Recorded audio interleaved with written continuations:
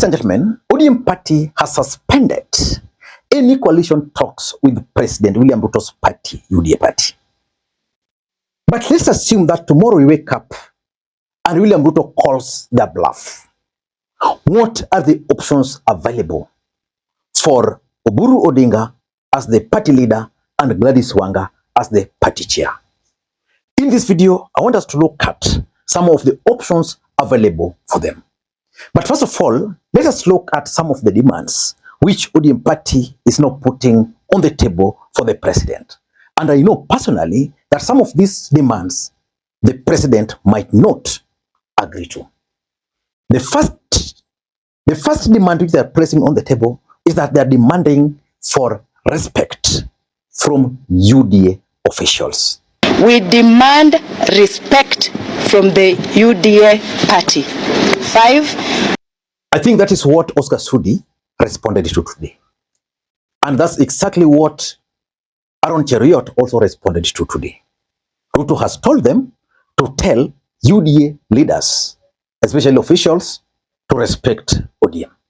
Nataka niambia wale wenye wako kwa chama UDA, sitaki kuambia majina yenu. Muache kimbelembele na maneno mingi, mnaongea too much. That one can be met. The second condition they're putting is that they want the running mate, the 2027 running mate. The question is, will that serve William Ruto's political interest? I'm looking at the options available. Who can be William Ruto's running mate from ODM party? Edwin Sifuna. But is Edwin Sifuna part of this? I don't. Without Edwin Sifuna, the other person who can be the running mate is Ali Hassan Joho, because I doubt if the Luo nation would produce a running mate as things stand today. Maybe Mbadi, yeah? But that's something which William Ruto might consider. But I know William Ruto is focused on trying to win the support of Mount Kenya East. And I want to tell my brothers and sisters from home that I am in safe hands under the leadership of President William Ruto. He has made me feel appreciated. He has made me feel appreciated, and my input and suggestions, he has always taken them into consideration. Unajua saa zingine ni mzuri unachukua mtu ambaye amesoma kukuliko anakusaidia kazi. Sasa ndio huyu mtu hapa. Unajua huyu ni profesa.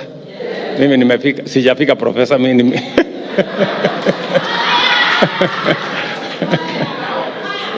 Unajua ukichukua mtu amesoma kukuliko kukusaidia, saa zingine anafanya kazi mingi lakini wewe ndio unapigiwa makofi. The other thing they are demanding are 8 positions for the cabinet secretaries. Currently, ODM has 5 cabinet secretaries. This one I think William Ruto might actually give into. Because assuming ODM is a national party, currently it has in the cabinet, there's Joho from the coastal region, Oparanya from western, then there is Wandai and Badi from the Luo Nyanza, and then a school from Turkana. If William Ruto were to add 3, probably they'll get someone from northern Kenya, and of course they might add western 1, and of course also add coast 1. That I think Ruto might decide to sacrifice. But remember, in western there's also Musalia Mudavadi and Wetangula who are also entitled to some cabinet slots. They're also demanding for the position of the Speaker of the Senate. I think they are saying that, okay, as the president have the Speaker of the National Assembly, but for the Senate, give it to us. Could this be the reason why Moses Masika Wetangula is refusing to fold his party? Maybe yes, maybe no. But they are also asking William Ruto for zoning. Zoning is a very complex issue as far as I'm concerned. The president might give in to it, but he might also not give in to it. Because remember, William Ruto would not want to find himself in a situation similar to what Kibaki found himself in. Kibaki became the president, but without many MPs. If you remove the MPs from Mount Kenya from William Ruto's camp today, he's exposed. And one of the things William Ruto would want to do in the second term is to control parliament and control the legislative agenda. And I can predict that one of the legislative agenda for the president in the second term would probably be to try and change the constitution, either to extend the term of the presidency or to introduce the position of the prime minister, so that after his retirement, he can come back as a prime minister. Apart from that, there is also the fear of impeachment. So Ruto would want a situation where he can plant his people directly under UDA, because that's the party controls.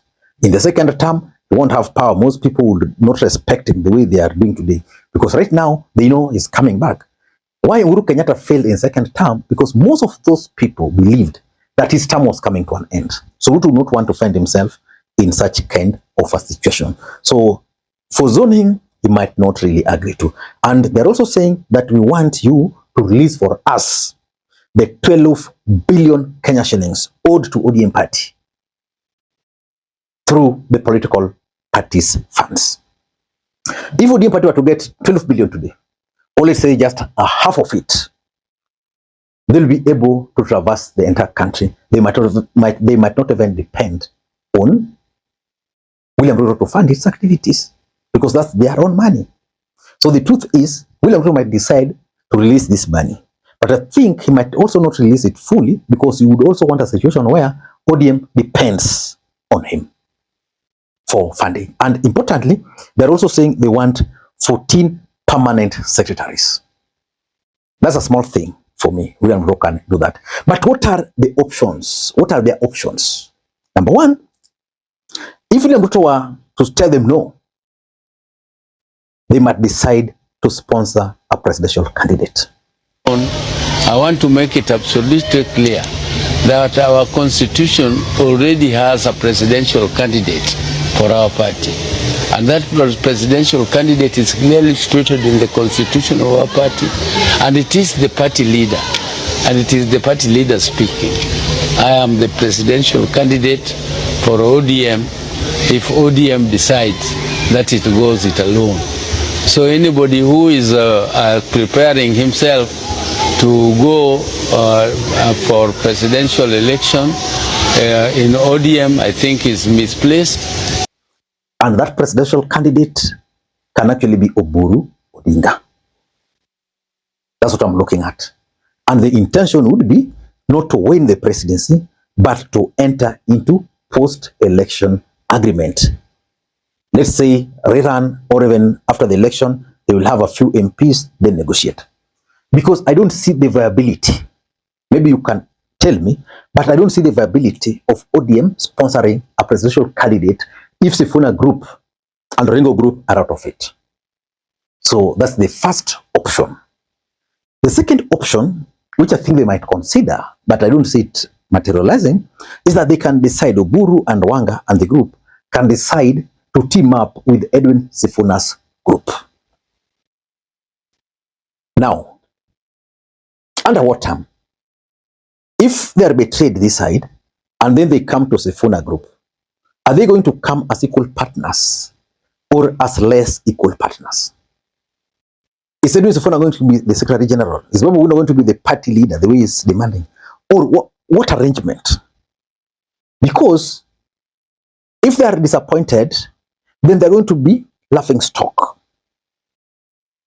And for me, I see that as a bit complex. But since they are ODM, Oburu, Odinga, Gladys Wanga, Sifuna, and Orengo can say, our issues are now converging. Let us agree to work together. And that can actually now be able, they can now be able to produce a presidential candidate. They can support Sifuna as a presidential candidate and maybe get a running mate. And number three, and this is remote, but politics is about interest. They can decide to join Rigathi Gachagua. And why Rigathi Gachagua? Because joining Rigathi Gachagua would be sweet revenge for Ruto. If there's one man giving William Ruto nightmares today in the Republic of Kenya, is Rigathi Gachagua. Now you bring Sifuna into the picture and Orengo, more problems. Then we now Oburu and Wanga leaving Ruto and joining Gachagua. Serious trouble. So they'll be able to dissect. So they'll be able to dismantle William Ruto into pieces. So that's another option, but it's very remote.